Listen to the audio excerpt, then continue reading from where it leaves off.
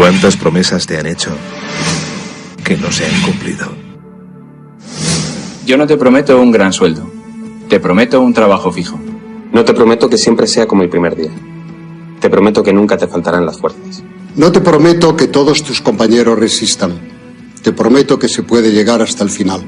No te prometo personas importantes. Te prometo personas que no saben cuánto valen. No te prometo que vayan a hacer caso de lo que digas. Te prometo que querrás repetirlo una y otra vez. No te prometo la comprensión de los que te rodean. Te prometo que sabrás que has hecho lo correcto. No te prometo que te vayan a pedir ayuda. Te prometo que te necesitarán. No te prometo una decisión fácil. Te prometo que nunca te arrepentirás. No te prometo un trabajo perfecto. Te prometo formar parte de un proyecto inolvidable. No te prometo que siempre vayas a obtener resultados. Te prometo que tu trabajo dará mucho fruto. No te prometo que vayas a tener grandes lujos. Te prometo que tu riqueza será eterna. No te prometo que siempre vayas a poder ser valiente. Te prometo que tu amor será más fuerte que el mío. No te prometo que puedas acabar con el dolor, el sufrimiento y la injusticia. Te prometo que estés donde estés, llevarás esperanza. No te prometo el reconocimiento del mundo. Te prometo una palabra eficaz. No te prometo seguridades humanas. Te prometo la certeza de que has sido elegido. Y te prometo que alimentarás al mundo.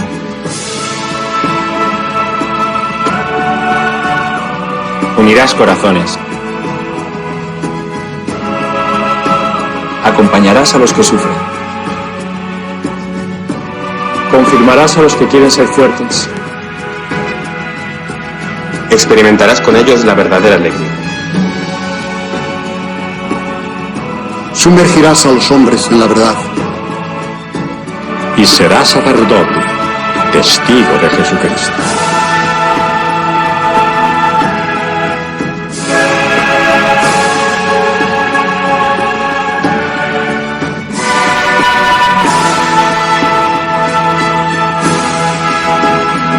No te prometo una vida de aventuras.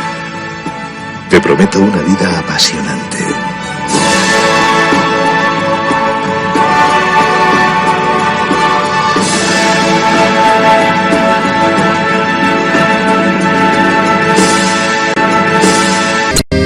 Jesucristo, Señor de la historia, que estuviste, estás y estarás.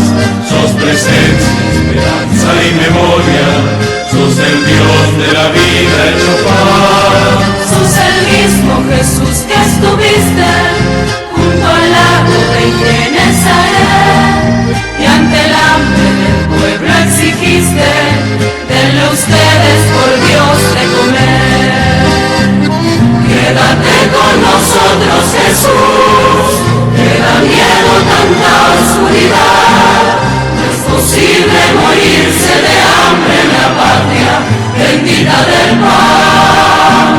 Quédate con nosotros, Señor, que hace falta un nuevo Emaús. La propuesta será compartir como vos y en tu nombre, Jesús. Primitivo ritual de pastores, que fue luego banquete pascual, homenaje de nuestros mayores al Dios vivo de su libertad. Cena santa, signo y profecía, memorial de Jesús servidor, nueva alianza de la Eucaristía, que es misterio de fe y comunión. Quédate con nosotros, Jesús, que da miedo tanta oscuridad. No es posible morirse de hambre en la patria bendita del pan. Quédate con nosotros, Señor, que hace falta un nuevo Emaús. La propuesta será compartir como vos y en tu nombre, Jesús, Jesús.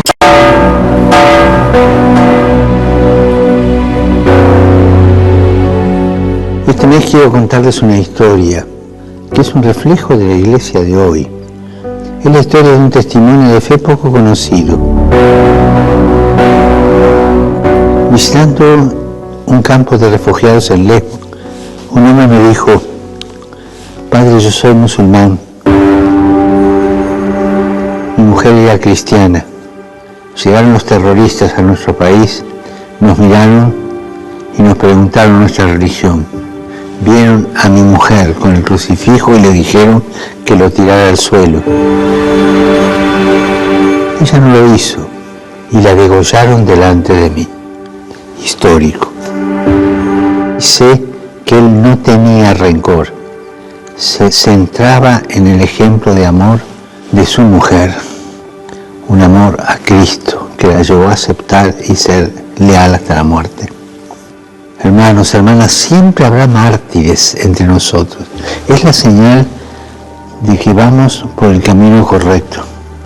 Una persona que sabe me decía que hay más mártires hoy que al inicio del cristianismo. El coraje de los mártires, el testimonio de los mártires es una bendición para todos. Oremos para que quienes en diversas partes del mundo arriesgan su vida por el Evangelio contagien a la Iglesia su valentía, su impulso misionero.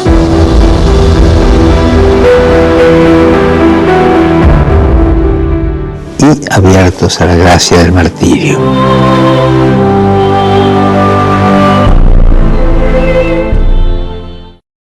He sabido algo que me preocupa profundamente. Comprendo que lo guía una buena intención, pero me veo en la necesidad de llamarle la atención. Don Silvestre me mandó llamar para darme una queja. Se trata de que en las primeras lecciones del catecismo les ha metido usted en la cabeza a los niños ciertas ideas que considero altamente perjudiciales. ¿Cómo cuáles, padre?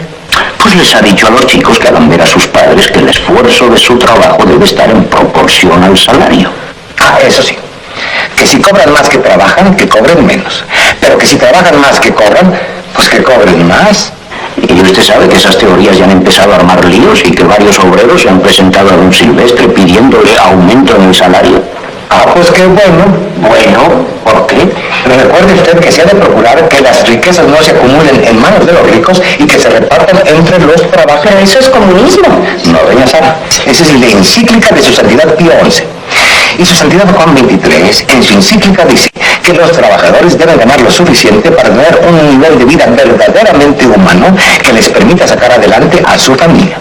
Pero la forma en que usted lo enfoca puede traer problemas.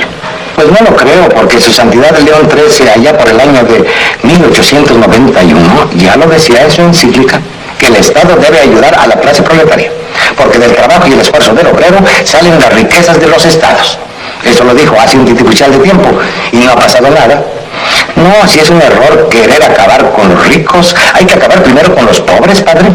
Eso no lo dice la encíclica. No, eso lo digo yo, porque acabando con la pobreza, pues habrá más equidad en el mundo.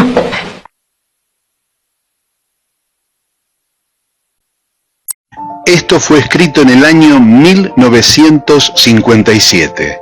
Y si te quedan amigas o amigos con quien todavía podés hablar de política y de sociedad, recordales esto escrito hace tiempo, pero parece que hubiese sido ayer. Al dólar lo suben ellos. De esa manera se devalúa el salario.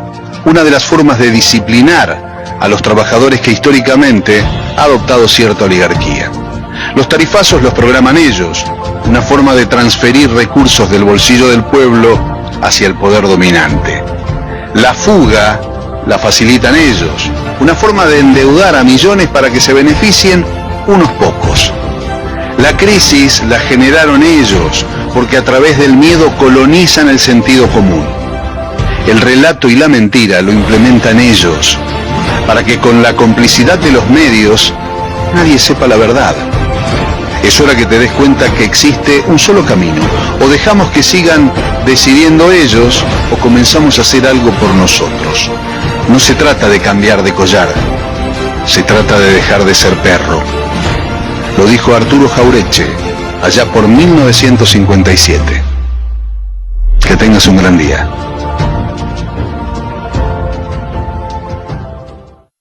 El peor analfabeto es el analfabeto político. No oye, no habla, no participa de los acontecimientos políticos. No sabe que el costo de la vida, el precio del poroto, del pan, de la harina, del vestido, del zapato y de los remedios dependen de decisiones políticas. enorgullece y ensancha el pecho diciendo que odia la política. No sabe que de su ignorancia política nace la prostituta, el menor abandonado y el peor de todos los bandidos, que es el político corrupto, mequetrefe y lacayo de las empresas nacionales y multinacionales. En la Argentina existen muchas formas de observar, ver y analizar la política. Ahora, creo que nunca nos detuvimos, y no escuché tampoco a ningún sociólogo, ningún analista, ningún político, hablar de la ideología transitoria. Una propiedad que parece haber logrado la dirigencia política argentina, donde transitoriamente son de una idea y después para llegar saltan o cambian al opuesto o a cualquier otra cosa que los pueda dejar en la comodidad del objetivo logrado. Ahora, si la búsqueda de este objetivo fuese para la felicidad del pueblo, y uno aplaudiría, pero no, es por lo general para su propia felicidad, la de su núcleo familiar, la de su bolsillo, la de sus amigos, para resolver problemas propios. Es decir, van a la política a resolver lo suyo y no lo de los demás. No toman como mandato de un pueblo el hecho social de ser ungidos, sino que se apropian de ese voto, lo transforman en yo soy el diputado, yo soy la senadora, yo soy lo que fuere, y empiezan a tomar determinaciones que son propias de los intereses particulares. La ideología transitoria es un descubrimiento de la política argentina. Se empieza en un sector político y se pasa al verso con una facilidad absoluta. Y si no, basta hacer un ejercicio de memoria para darnos cuenta. Mire, el gorilaje en la Argentina vota a la mayoría que cantó la marchita. Luis Juez era el presidente de la Juventud Peronista de Córdoba de José Manuel de la Sota, por nombrar a una provincia que votó a Milei. Pero si queremos venir al hecho porteño, lo podemos tener a Cristian Ritondo, que pintaba la vida por Perón en Matadero, y que terminó siendo desde el presidente de la legislatura del macrismo a la desesperación por tratar de manejar la política liberal. Y así está lleno de ejemplos, quizá el más sobresaliente por ser exactamente el opuesto de los que pregonaban la patria socialista, es el de la patria liberal de Patricia Bullrich. La montonera tira tiros, como la llamó Milei en plena campaña electoral. Bueno, la montonera tira tiros terminó siendo su ministra de inseguridad social, de inseguridad en el país. Fue ministra de Fernando de la Ruina y arruinó con sus decisiones del 13% que le quitó a los jubilados y a los trabajadores, arruinó al pueblo trabajador y ahora reprime a ese pueblo trabajador, a pesar de que viene de una familia que podría justificarlo, la Luro Pueyrredón de Recoleta. Ella se había mezclado en el abasto en las unidades básicas de los grasitas peronistas con los que compartió gran parte de su juventud, de su vida y hasta de un hijo, que es el que tiene con una pareja de los viejos luchadores de la patria socialista. Entonces, cuando vemos que parece imposible, pero se transforma en real, lo de ser transitoriamente de una idea política, de zambullirse en la búsqueda de un montón de ejemplos y pararnos enfrente en ese pueblo gorila de pelo largo que termina votando a Bullrich, a Juez, a Ritondo, todos los que cantaban la marchita. Y entonces, en esta transitoriedad de la política, los que nombré, y hay muchísimos más ejemplos, los que nombre sirven a sí mismo y se miran en el espejo y dicen qué bien que hice al haber saltado porque llegué. En el tumulto peronista no hubiera llegado, imaginan o piensan. Y entonces tenemos que Ritondo luchaba por ser la máxima referencia del PRO y en su juventud luchaba por ser la máxima referencia de la patria socialista. Y que hablar de Patricia Bullrich, cuando en las unidades básicas que visitaba era una de las más fogoneras de que hay que salir a combatir.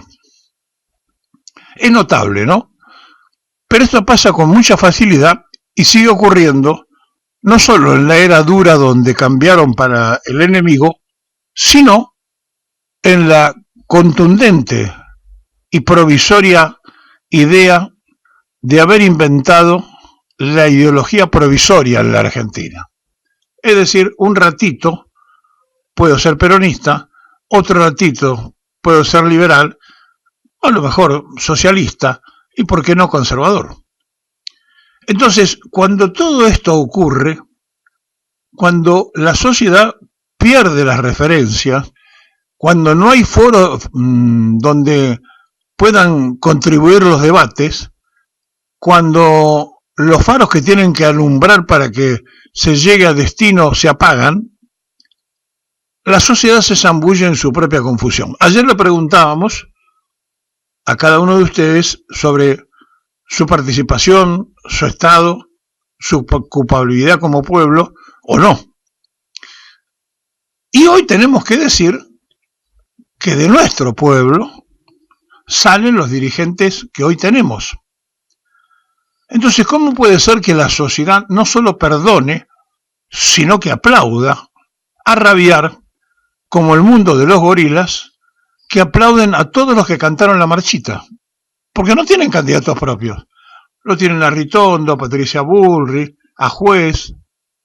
Es decir, no tienen un Rojas, un Aramburu, porque no procrearon, porque no existen los de la afirmación de la Revolución Libertadora, por más que aparezca Milei, que viene a ser el nieto de aquellos gorilas putativos, y que grite viva la libertad carajo. Porque aquellos también decían la revolución de la libertad, fusilaron, antes bombardearon y después llevaron a la Argentina al Fondo Monetario Internacional. Por lo tanto, esto de la libertad es que es una gran mentira en boca de los mentirosos, no tiene ninguna explicación ni ningún asidero. Y quien se cree referente internacional de la libertad, lo que es en definitiva es un copiador, viejo copiador plagiero, de libros y de ideas de la economía austriaca, de libros y de ideas de pensadores liberales que son más viejos que el propio mundo. Entonces, como nada es nuevo, lo que sí aparece como una costumbre cada vez más pronunciada en la Argentina, los de la ideología provisoria. Soy un rato peronista, otro rato me hago conservador o me hago liberal, y también, ¿por qué no?, llego y me recibo de gorila. Es notable esto. Es una revolución cultural.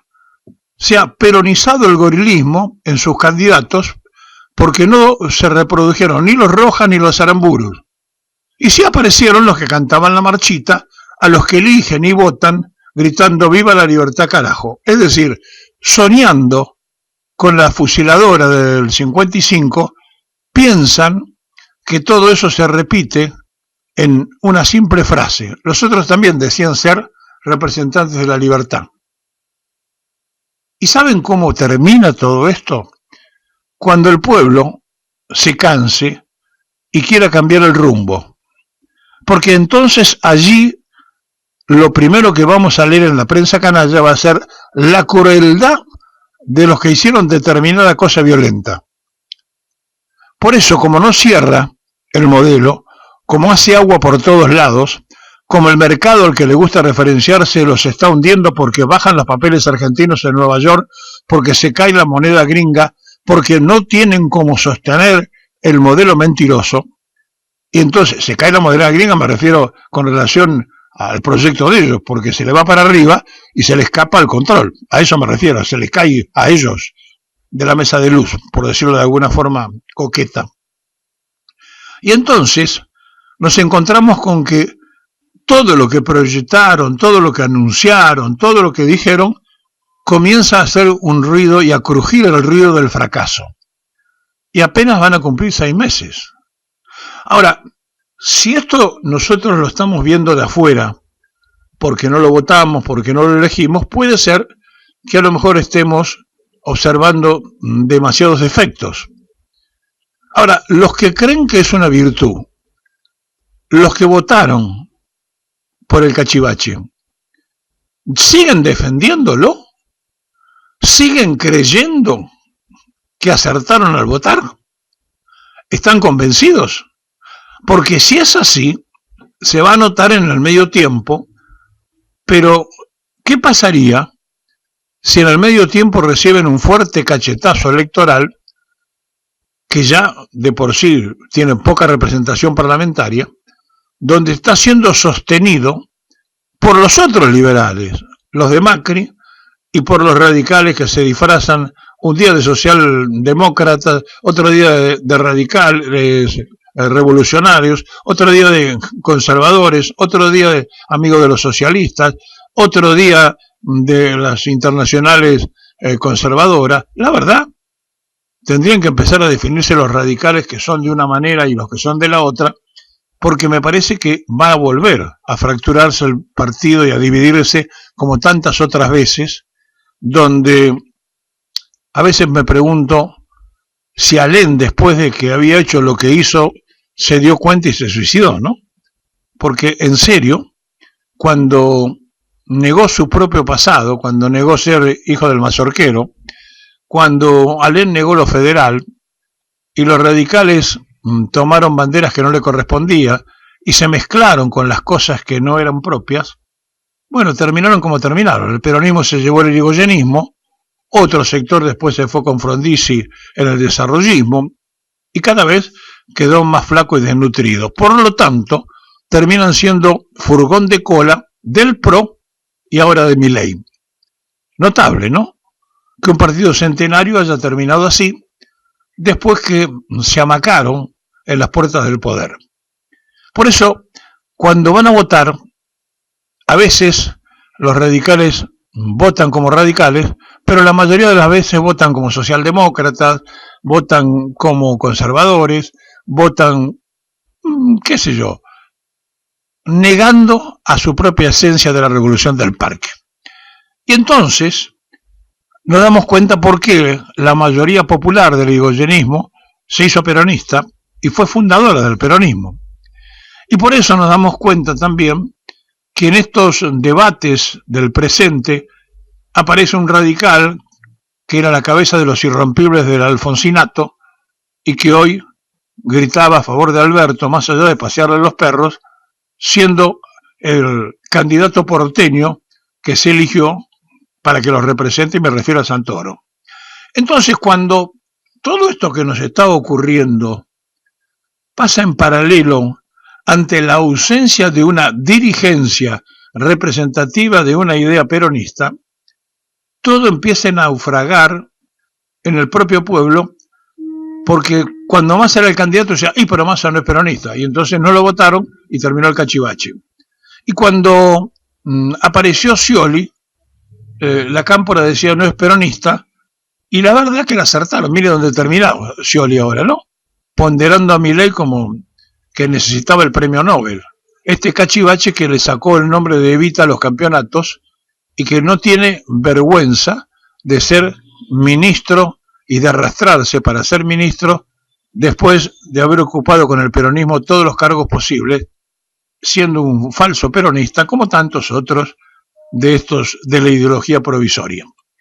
Entonces, estamos en que no tenemos ni la personalidad adecuada en la dirigencia, ni una dirigencia que sea creíble cuando dice que es tal cosa. Y entonces, como se inventó en la Argentina la ideología provisoria, son un rato peronistas, otro rato liberales, otro rato radicales, no importa qué. pero siempre es un rato. El asunto es resolver los problemas personales y familiares. Por eso la Argentina se debate todo el tiempo, por eso cada uno de ustedes ayer hizo un esfuerzo para mirarse en el espejo y habló y dijo lo que podía sentir, y hoy hagamos un esfuerzo por encontrar referentes, porque no existen los referentes que acaparen no solo la atención, sino que puedan conducir al pueblo argentino. Sobran los candidatos, pero no hay conductores. En la Argentina del debate abierto, hoy le toca el turno a los cachivaches.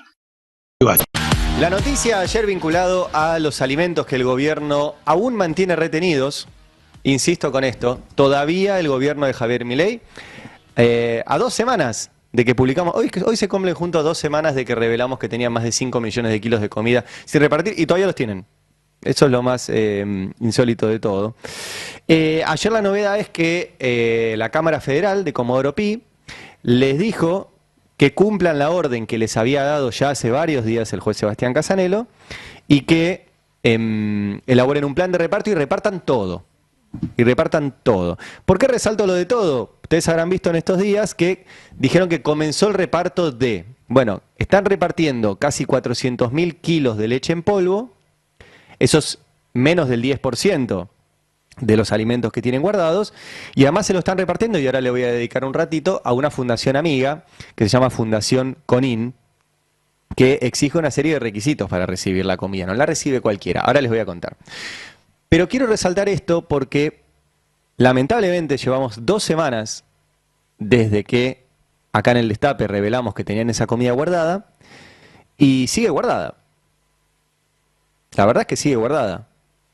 Logramos que tengan que hablar del tema, renunció buena parte de los funcionarios del Ministerio de Capital Humano, reconocieron finalmente después de mentir y mentir y mentir, primero dijeron que era para emergencias, después dijeron que era por la corrupción, después dijeron que era solo yerba, después dijeron que la yerba estaba en mal estado, después dijeron que no se vencía, o finalmente tuvieron que reconocer que se estaba por vencer. Menos mal que preguntamos.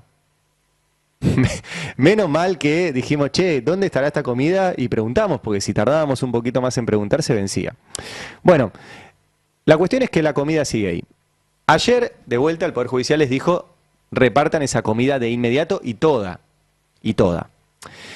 Ahora, eso tiene un problema, y es que volví a revisar ayer si el gobierno hizo alguna licitación. ¿Por qué? Porque si reparte estos 5 millones de comida, que los puede repartir enseguida, digamos, a vos te parecerá mucho, pero en la logística de un ministerio como era el de Desarrollo Social, eso se va rapidísimo, menos de un mes se reparte si lo reparten a los más de 40.000 comedores que hay en el país. Bueno, no compraron nada. Pero nada, Ayer me volví a fijar qué hizo Sandra Petovelo como ministra de Capital Humano. Desde que asumió no compró nada, pero nada es nada. O sea, hizo 2 adjudicaciones directas. Una, un convenio para becas y subsidios a la Comisión Nacional de Bibliotecas Populares, la CONABIP, y otra para contratar policías adicionales. Eso es lo único que contrató Sandra Petovelo en 6 meses. Becas para bibliotecas populares y policías adicionales, y ni siquiera terminó la adjudicación. Entonces dije, bueno, será a través de la Secretaría de Niñez, Familia y Adolescencia, que era la responsable directa de todo esto, de donde salió eyectado Pablo de la Torre. Bueno, no. Efectivamente, como publiqué en la primera nota, solo hicieron una licitación para un servicio de limpieza, que fracasó, ni siquiera lo adjudicaron. Y ayer me fijé en la web de Presupuesto Abierto y llevan ejecutados apenas el 6,23% del presupuesto. Medio año ya pasó. Medio año. Y la Secretaría responsable de la comida ejecutó el 6,23% de su presupuesto y, repito, no compraron ni un kilo de comida. Por ende, tienen que repartir, pero tienen que comprar también, porque si no, no va a haber más. Es como una lógica. Nosotros desde el principio insistimos con esto, porque que hubiera 5 millones de kilos de comida en los depósitos era normal, siempre y cuando tuviera rotación. Entonces, entra 1 millón, sale 1 millón, entra 1 millón, entra 1 millón, se reparte, no se vence, y en el caso de que haya una emergencia, como dice el gobierno, tenés ese stock para las emergencias. Bueno, no era para emergencias, no repartían, no compraron, y si ahora cumplen con la orden judicial, no compraron nada. Y lleva tiempo comprar millones de kilos de comida. Lleva una licitación, hay que ver las ofertas, lleva un proceso de 1 o 2 meses. Entonces, se van a quedar sin comida. Se van a quedar sin comida, aviso desde ahora. En medio de este contexto, el presidente insiste, y lo escuchamos, en que esto es una operación contra Sandra Petovelo. Escucha. Una de las cosas que nosotros sabíamos era que el programa iba a generar tensión social y que iba a generar, digamos, también una caída de la actividad. Cuando ustedes hacen un ajuste, el ajuste, digamos, lo que hace es aumentar el ahorro. Entonces, si ese aumento del ahorro no tiene contrapartida de la inversión, a ustedes les va a caer la actividad, del empleo, los salarios reales. Entonces, mientras que nosotros hacíamos el ajuste y que habíamos anunciado que iba a haber una contracción de actividad, y qué es lo que pasó durante el primer trimestre del año, ¿qué es lo que decidimos? Y decidimos hacer una fuerte política de contención social. Entonces, duplicamos la UH, duplicamos la tarjeta alimentar, aumentamos la asistencia escolar, multiplicamos casi por 5 veces la asistencia para los útiles de los chicos y además dimos financiamiento a la clase media que va a colegios privados. ¿Para qué? Para que los chicos no perdieran de ir al colegio, porque digamos a la situación grave que vive la familia, si encima pierden el colegio y los chicos tienen que empezar a cambiar de colegio y tienen que cambiar compañeritos y todo eso, eso genera un trauma muy grande, por lo cual también atacamos eso. Pero no solo hicimos eso, digamos, con lo cual, digamos, estamos viendo una enorme tarea, digo, que hizo la ministra Petovelo, digo, quien ha sido tan torpedeada en estos últimos días. Bueno, la enorme tarea que hizo la ministra Petovelo fue no comprar comida y no repartir la comida que tiene, y el presidente sigue empecinado en sostenerla. Ahora, quiero sumar algo que ayer conocimos a partir de una publicación de la colega Noelia Barral Grijera en el portal Cenital, y es que además le dieron la comida a la Fundación Conin. La Fundación Conin la preside el médico Abel Albino, que ha sido muy criticado por la Sociedad Argentina de Pediatría por sus concepciones anticientíficas vinculadas a la nutrición infantil. Un hombre que además promueve el no uso del preservativo, usa para esto lo mismo que Milei, usa una frase de Alberdi, dice gobernar es poblar, entonces para poblar todas las relaciones sexuales tienen que permitir que haya un embarazo. Entonces promueve el no uso del preservativo. Y para justificar el no uso del preservativo dice, además el VIH atraviesa la porcelana. Entonces, como el preservativo también sirve para prevenir el contagio de enfermedades de transmisión sexual, dice, no uses el preservativo, total no sirve para nada. Tené todos los hijos que tengas que tener y las enfermedades de transmisión sexual no se evitan con el preservativo. A ese señor le están dando la comida, la leche. Ese señor reparte los 400.000 kilos de leche en polvo en función a sus necesidades, que son los lugares donde él tiene en su fundación, financiada además, entre otros por Mastelone, o sea, el dueño de la leche en Argentina financia a este señor y ahora le damos la leche que pagó el Estado. Y mandó más de la mitad a Mendoza, donde no está más de la mitad de los niños que lo necesitan. Pero además, repito, la colega Noelia Barral Grijera descubrió que las mujeres que quieran recibir los alimentos tienen que ir a cursos y a talleres donde les enseñan justamente esto, que la relación sexual es pene y vagina, que si hay otra conducta sexual no es normal, que la familia está compuesta por madre, padre y los hijos, que las parejas se unen para toda la vida, que la vida empieza desde la concepción. Y si no respetan los preceptos de la organización, si no repiten esto, por ejemplo, que no hay que usar anticonceptivos, no les dan la comida. No les dan la comida. A estos niveles de crueldad estamos. Es muy tremendo lo que publicó. Bueno, la situación al día de hoy entonces es esa. Hay una citación a Sandra Petovelo al Congreso por parte de diputados de la oposición. Hay que ver si va. Pero tienen mucho que explicar. Y sobre todo tienen mucho que hacer. Repartir y comprar.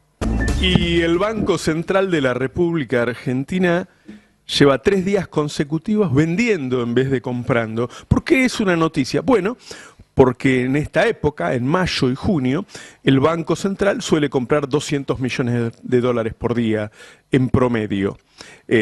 ¿Puede comprar algún día menos? Sí. ¿Vender? Vender significa que hay mucha gente que está buscando dólares y que el que tiene dólares no los quiere largar. Fundamentalmente los que tienen dólares en silobolsas, los que lo tienen en soja. Bueno, esa es una pésima noticia que pone en riesgo todo el plan de Milei y que nos pone en riesgo a todos, la verdad, porque ustedes saben, cuando faltan dólares, sube el precio del dólar y cuando sube el precio del dólar, suben los precios de todos los bienes y servicios que nosotros consumimos. Pero además, lleva 3 días de fuertes caídas en el precio de las acciones de las empresas. ¿Eso qué significa? Bueno, que los mercados empiezan a creer que vamos a seguir en esta especie de hiperrecesión en la que estamos y que ya no hay ninguna razón para que la mayor parte de las empresas ganen dinero en estas condiciones. También van 3 días de fuerte suba del riesgo país, es decir, los mercados empiezan a creer que Milei no va a poder pagar la deuda. Es decir, que Milei no va a poder sostener este superávit fiscal trucho, que nosotros dijimos hace tiempo que era trucho. Es decir, todas esas malas noticias ponen en peligro al gobierno. Sobre eso hubo media sanción en diputados, en el que la novedad es que está el número para anular el veto presidencial. ¿Qué quiere decir? Bueno, salió una suba para los jubilados, una actualización que va a permitir mejores ingresos para los jubilados y claro, el Estado gasta más para pagar mejores ingresos. Pero lo votaron tantos diputados, tantos, que aún si Milei lo veta, vuelve al Congreso. Lo más factible es que se vote por 2/3 de la Cámara y que entonces esa suba para los jubilados, que Milei quiere evitar a toda costa, porque la mayor parte del ajuste lo hizo sobre los jubilados, esa suba quede firme. Eso obviamente va a impactar en los mercados, que va a decir, mira vos, le subieron el gasto. Pero además mostró que se pueden juntar 2/3, mira vos, se pueden juntar 2/3 en contra del gobierno y mostró también que la gente de Macri ya empezó a correrse. Votó gente del PRO entre esos 2/3. Ya no está seguro Milei de que siempre cuenta con la gente de Macri. Ahora está en duda si va a poder llevar su plan económico o si el Congreso se lo va a permitir. Pensemos que Milei todavía no pudo sacar ni una ley, pero está a punto de salir una ley hecha por la oposición. Es decir, Milei quiere sacar leyes para bajar el gasto, no lo logra, pero sí aparece una ley que le va a subir el gasto y que puede ser la primera de varias para volver a poner las cosas donde están. Claro, con este nuevo número entonces está todo en duda. Está en duda el DNU, la ley bases y si se quiere también, con 2/3, puede haber un juicio político del presidente. Porque es lo que se necesita para hacerle un juicio político al presidente. Es decir, cambió el panorama económico y cambió el panorama político. Eso no significa que va a suceder necesariamente. Como mínimo significa que Milei va a tener que negociar sabiendo que está en peligro. Y después será una decisión de la oposición hasta dónde avanza. El deterioro del gobierno es notable. Milei le pide a Karina que eche a su amigo, Lule Menem. Vieron que se dice, bueno, hubo una semana en que todos sabíamos que Milei iba a echar a alguien, después supimos que era Pose y después lo echó. Bueno, ahora quiere echar a Lule Menem. El tema es que Lule Menem no es cualquiera, es parte de todos esos Menem que están en el gobierno y a la vez es íntimo de Karina. Es decir, hay un tema ahí hoy entre Milei y su hermana. Supimos también ayer que Petovelo en un restaurante acá céntrico, hablaba en voz alta, gritaba, puteando a Karina Milei.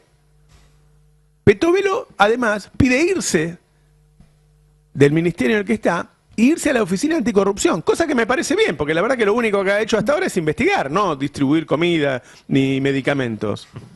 Pero eso juega fuerte contra la estructura de Milei. Además, ayer la Iglesia jugó fuerte también en la palabra del Papa primero y en la catedral, en la que armaron una olla popular. Una muestra de la Iglesia muy, muy potente, nunca se lo hizo a ningún gobierno, de que es absolutamente consciente de que este hombre duplicó la indigencia es un eufemismo de hambre, duplicó la gente que tiene hambre en Argentina, pero además le sacó la comida que le entregaba, porque esa línea de indigencia se marca por ingresos. Entonces vos podés tener, el año pasado había con Alberto un 9% de indigentes, pero Alberto le daba comida a esos indigentes que no tenían el ingreso suficiente para comprar la comida. Ahora hay el doble de indigentes, pero Milei le niega la comida. Como decía muy bien Ari hoy, no solo no entregó lo que tiene que entregar, sino que no compró más. Entonces la iglesia le está diciendo, si vas a matar a la gente de hambre, yo te voy a armar una olla popular enfrente de la Casa de Gobierno, en la catedral. Y esto va a salir en todos los medios del mundo. Milei, que ya ajustó a los enfermos de cáncer y a los que tienen hambre, ahora, en estos días, lo que vas a escuchar es que va a ir por las pensiones por discapacidad. Ya se empezó a generar el contexto, es decir, que hay demasiados discapacitados. Es decir, él va a arreciar con el ajuste para que los mercados no se le vayan al carajo. De esta manera, Milei está decepcionando a sus bases, pero fundamentalmente, y este es el gran tema, está decepcionando a sus sponsors. Milei empieza a ser inútil para llevar a cabo el plan de las grandes corporaciones. Está de moda ser cruel, dijo hace un tiempo Martín Cohen, y se hizo viral porque es recontra cierto. Pensaba en eso hoy cuando escuchaba un pedazo del discurso de Milei que pasamos ayer en el foro de financistas en el que participó, donde dijo que su frase afuera se está poniendo de moda en el mundo y que así empujan los despidos en el Estado los partidos que impulsan ajustes en distintos lugares del planeta. Dijo, claro, no es gratis, eso costó despidos y yo ya eché a 75.000 y vamos a echar a 25.000 más solamente del Estado Nacional en lo que queda de este año, y cuando termina de decir eso, lo ovacionan. Y cuando pensaba en los que lo ovacionaron, más que en él, pensaban que efectivamente está de moda ser cruel. Y el problema es que no es solo Milei el cruel acá. Mirá, hay un montón de noticias que dan cuenta de que esto ya venía pasando en la sociedad, y él simplemente fue un pararrayos. Se conocen algunas de esas noticias, a ratos aparecen como episodios de la crueldad. Ayer hubo una, por ejemplo, que es que detuvieron a un grupo de adolescentes de Belgrano que les tiraba con aire comprimido a los lincheras. Esto fue en abril, fue hace 2 meses, pero no hubo, como dice Diego Pietrafesa, un amigo, colega de Telefe, no hubo tapas de diarios, no hubo conductores de televisión indignados, no hubo gritos en la radio pidiendo que se pudran en la cárcel, no hubo fotos de los detenidos, no hubo conferencia de prensa, no hubo fotos de los funcionarios con el trofeo de los detenidos, no hubo show. Sí hubo mucha violencia y mucho odio en esos pibes que tiraban con aire comprimido, repito, a gente que estaba en situación de calle, para divertirse, por puro morbo. Ese odio y esa violencia está cargado de un montón de odio y de violencia que inocula, por supuesto, la dirigencia, los medios, que se genera a partir de un montón de frustraciones, pero es algo que está claramente muy presente en nuestra sociedad. Y también eso conecta con el estado de crispación tremendo que se vive y cómo se le vuela la chaveta a un montón de gente. Hace 2 meses un peluquero sacó un arma y mató a su compañero con el que estaba enojado de hacía tiempo porque le pintó. Ayer en otro negocio un chabón sacó un cuchillo y se puso a amenazar con acuchillar a sus compañeros. Es la tapa de Clarín de hoy. Pasan cosas así todo el tiempo, porque la crueldad no es lo único que está de moda. También está de moda la violencia, también está de moda el odio, la agresividad y la intolerancia. Yo, por ejemplo, recién le preguntaba a Nano, que nos maneja las redes, pero tengo más de 2.500 cuentas bloqueadas en Twitter. ¿Escuchaste, no? 2.500, debo tener 450.000 seguidores, una cosa así. Cada una de esas 2.500 personas me insultó feo. O sea, para que yo bloquee a alguien, tiene que ser alguien que me haya insultado. O sea que, y encima en un momento dejé de bloquear. En un momento me cansé y dije, chao, no bloqueo más, y ni miro. No me chupo un huevo. Los empecé a silenciar a otros. Bueno, debo tener como 1.000 silenciados también. Ahora hace poco empecé a bloquear de vuelta porque me dijeron, leí por ahí, que justamente cuando bloqueas, deja de aparecer en el algoritmo gente de esas tribus odiantes, dejan de aparecerte también las respuestas, o dejan de aparecerles a ellos las cosas que vos decís, y entonces no te putean más, qué sé yo. Cuestión que la violencia es parte de nuestra vida cotidiana, de manera cada vez peor, cada vez más evidente. Y la intolerancia también.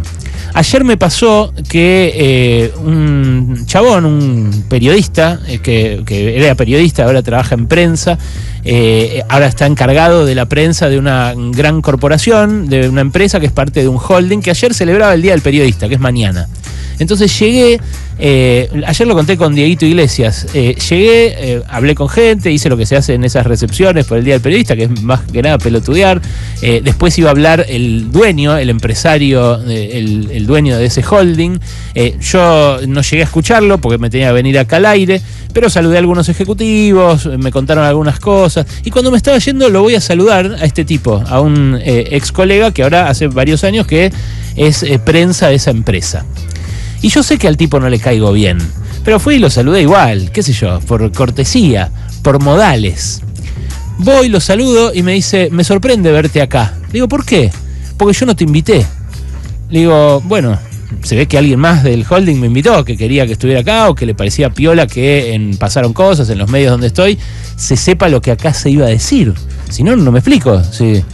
Me dice, sí, te invitaron de tal otra empresa. Le digo, bueno, buenísimo. Me dice, ¿sabes qué? Yo no te invité porque no te perdono lo que dijiste del dueño, ¿no? Del que iba a hablar después. Yo nunca lo insulté, he dicho, he sido crítico, como lo soy de otros empresarios, lo he entrevistado, he hablado con él muy cordialmente siempre, lo hemos criticado por algunos de sus emprendimientos, luego lo hemos reivindicado en otros casos por otros. Es un hombre muy cercano a Milei, ¿no? Con lo cual también está en la polémica de la época. Pero me dice, más que eso, lo que no te perdono es lo que dijiste de Israel. Claro, yo ahí le dije, mirá, no tenés nada que perdonarme porque yo no te pedí perdón. Todo lo que yo dije de Israel es lo que pienso. Y lo que pienso es algo que a mucha gente le molesta, y algunos me lo dicen con modales y otros sin modales. Como vos, como lo que estás haciendo vos.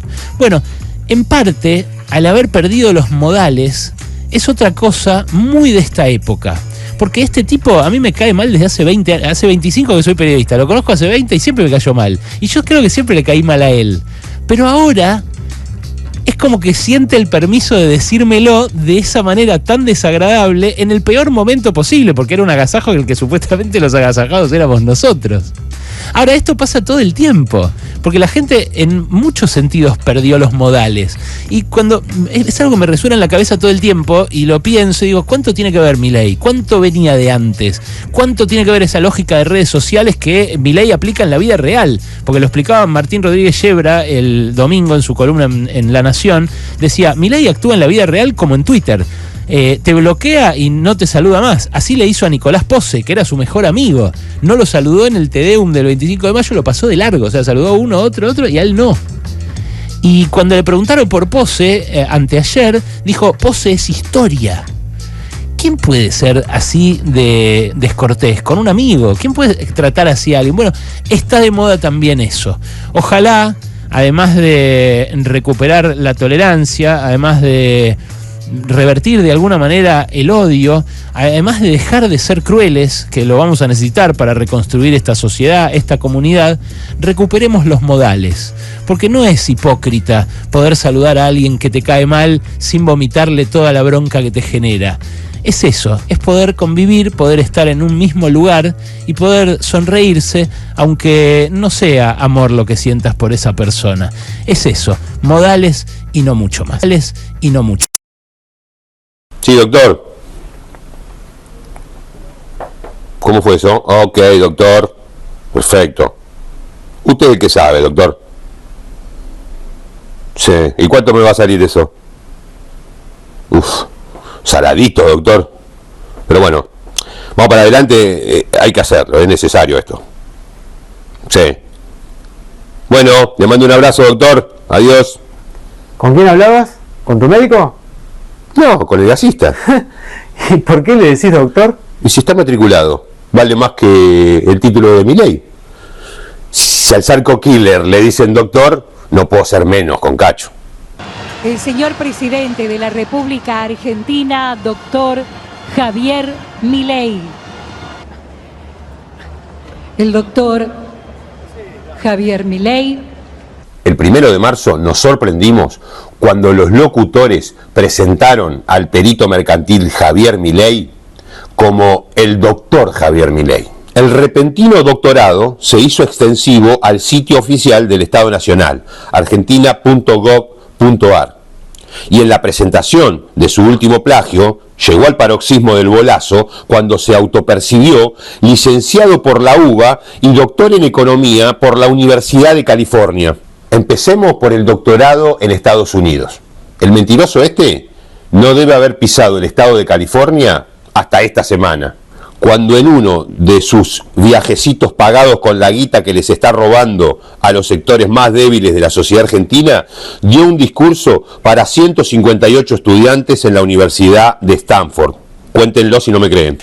Lo que sí debía conocer era Miami, donde su hermana y sus padres tenían un departamento sin declarar, aunque dudo que le hayan dado un doctorado por tirarse a tomar sol con pantalones largos. Respecto a su supuesta licenciatura en la Universidad de Buenos Aires, otra gran mentira.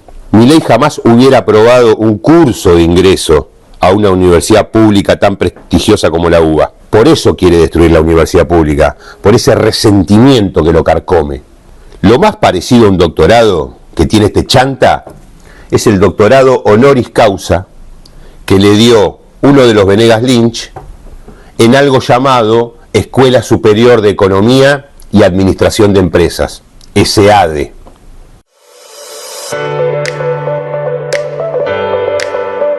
Estamos iniciando la ceremonia de entrega del título de doctorado honoris causa del Instituto Universitario SADE a Javier Milei. Quiero dar las gracias a SADE por esta distinción, siendo una casa que ha caracterizado su trayectoria por la defensa de las ideas de la libertad, por lo tanto para mí esto es de un valor enorme.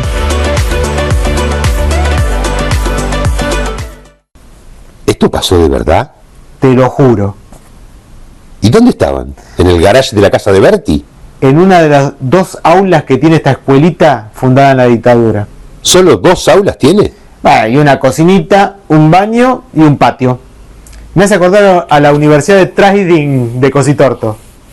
Antes de hablar de la SADE, expliquemos qué es un doctorado honoris causa. Se trata de una distinción honorífica que una institución educativa le otorga a una persona a la que considera destacada. Es solo eso, un reconocimiento sin ningún tipo de valor académico. No te vuelve doctor de un día para el otro. Por ejemplo, la Universidad Europea de Madrid le dio un honoris causa a Rafael Nadal y nadie le dice doctor a Rafa, ni mucho menos él se cree doctor. Un doctorado de verdad implica años de estudios de posgrado y la certificación oficial del Estado argentino. Esa certificación la otorga la Comisión Nacional de Evaluación y Acreditación Universitaria, la CONEAU. Preguntamos allí y nos confirmaron que no existe un solo diploma certificado de doctor otorgado por la SADE. Así que si conocen algún doctor en economía o en administración de negocios recibido en la escuelita de los Venegas Lynch, avísenle que el título tiene tanto valor como el honoris causa que le dieron al Psycho Killer. O sea, ninguno. Recién en septiembre de 2021, la CONEAU le otorgó reconocimiento al doctorado en Administración de Negocios, posgrado que el SADE comenzará a dictar recién este año. La certificación en la CONEAU es indispensable, sobre todo en estos tiempos de tanta truchada y estafa. Por ejemplo, que la Universidad del Trading otorgue el título de doctor en trading no significa nada. Y si ven algo así, sepan que están ante una más que posible estafa. Ya saben cómo terminaron todos los de generación Zoe. Presos. Como terminaron presos los doctores en trading de CoinX, esa otra estafa piramidal que promocionaba el doctor en economía por la Universidad de California. ¿Quién es? ¿Quién es? Hola a todos, yo soy el Leo.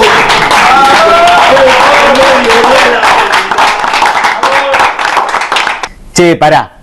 No podés mezclar a la SADE con Cositorto y CoinX. Que el doctorado de los Venegas Lynch sea trucho, está bien, pero no significa que sean unos estafadores.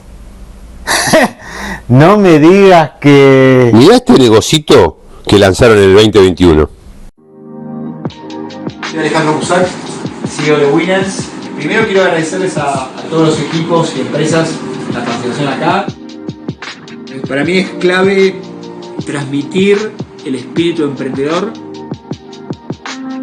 Hola, soy Daniel Serrot, el rector de SEADE, y estamos muy contentos de acompañar a Habilis en esta convocatoria a emprendedores.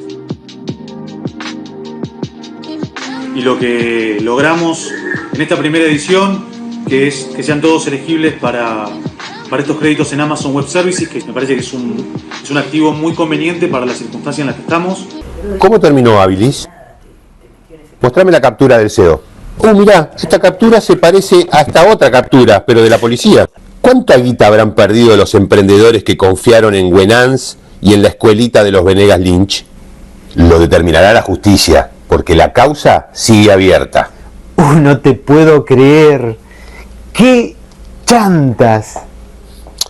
Es que todo lo que rodea al perito mercantil Javier Milei es trucho o es una estafa. Pará, no exageres. Mintió en lo del doctorado, mintió en lo de la UBA, pero lo de la licenciatura en la Universidad de Belgrano debe ser cierto. Mintió en todo. ¿Por qué debería ser cierto eso?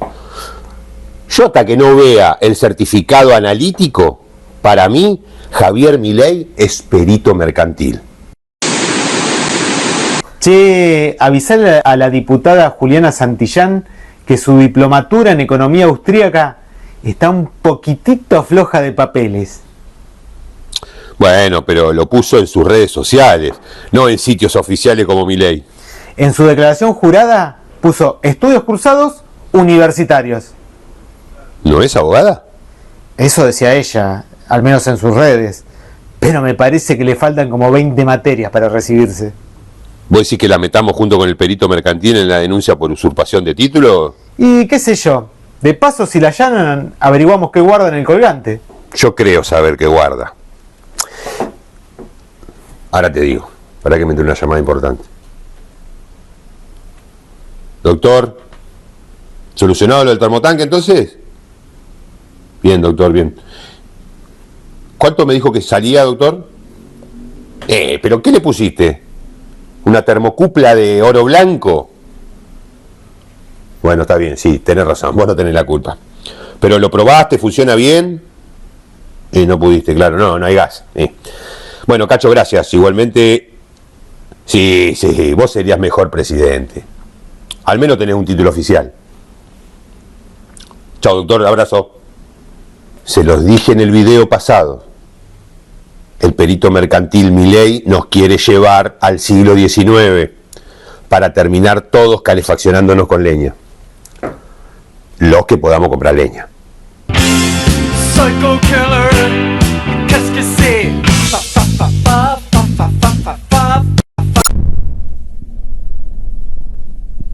Pueblo que escucha, únete a la lucha. Pueblo que escucha, únete a la lucha. Pueblo que escucha, únete a la lucha. Pueblo que escucha, únete a la lucha. Pueblo que escucha, únete a la lucha. Pueblo que escucha, únete a la lucha. Pueblo que escucha, únete a la lucha. pueblo unido, nunca vencido, pueblo unido, nunca vencido, y luche, luche, luche, no deje de luchar, y luche, luche, luche, no deje de luchar, por un canto de obrero, obrero y popular, y luche, luche, luche, no deje de luchar. Pobre el pobre que no luche, siempre callado nomás, le han de robar su guitarra, nunca más ha de cantar, y luche, luche, luche, no deje de luchar, y luche, luche, luche, no deje de luchar, por un canto de obrero, obrero y popular, y luche, luche, luche, no deje de luchar. Pueblo que escucha una cosas tiene mi pueblo que no las puedo callar. Cualquiera viene y le ofende y él calladito nomás.